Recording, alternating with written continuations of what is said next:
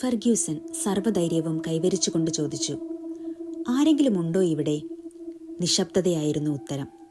പക്ഷെ ക്യാമറയിൽ ഒരു നിഴൽ കല്ലറയുടെ പിന്നിൽ നിന്ന് നീങ്ങുന്നത് കണ്ടു. ഫെർഗ്യൂസൺ തരിച്ചു നിന്നുപോയി. സമയം ഏതാണ്ട് 12-11 അവൻ ഉള്ളിൽ നിഴലിച്ചു കൂടുന്ന ഭയത്തോടെ പുറത്തേക്ക് നടന്നു. പള്ളിയുടെ കല്ലറകൾക്കിടയിലെത്തി. അയാളെ ഞെട്ടിച്ചുകൊണ്ട് ഒരു കല്ലറയിൽ മണ്ണ് സ്വയം ചലിക്കാൻ തുടങ്ങി. അയാൾ അനങ്ങാൻ പോലും കഴിയാതെ നിന്നുപോയി. കണ്ണുകൾ പോലും ചലിപ്പിക്കാൻ അയാൾക്ക് കഴിയുന്നില്ല. ഒരു കൈ സാവധാനം കല്ലറയിൽ നിന്ന് പുറത്തേക്ക് പൊന്തി വരുന്നത് പോലെ അയാൾക്ക് തോന്നി. രണ്ടാമതൊന്ന് ചിന്തിക്കാതെ തിരിഞ്ഞു നോക്കാതെ അയാൾ ഓടി. അപ്പോഴേക്കും പിന്നിൽ നിന്നൊരു ശബ്ദം, "നീ ഇവിടെ വരരുതായിരുന്നു" എന്നായിരുന്നു ആ ശബ്ദത്തിൻ്റെ വ്യാഖ്യാനം. അയാൾ പെട്ടെന്ന് തിരിഞ്ഞു നോക്കി. ഒരു പുരോഹിതനെ പോലെ ആകൃതി പൂണ്ട ഒരു രൂപം. പക്ഷേ അതിന് മുഖമുണ്ടായിരുന്നില്ല. മുഴുവനായി ഇരുണ്ട ഭയപ്പെടുത്തുന്ന ഒരു രൂപം.